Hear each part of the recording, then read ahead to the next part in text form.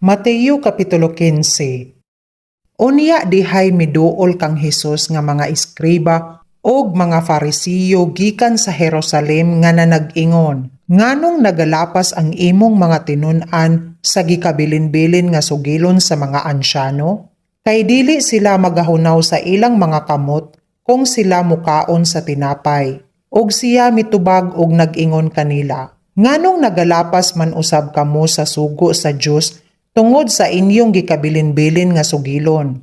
Kay ang Dios nagaingon, magtahod ka sa imong amahan og sa imong inahan, og kadtong magasulti og dautan sa amahan kon sa inahan, mamatay siya sa kamatayon. Apan kamo nagaingon, bisan kinsa nga mag-ingon sa iyang amahan kun sa iyang inahan, kadtuon ta nga ikatabang ko kanimo, gihatag na sa Dios.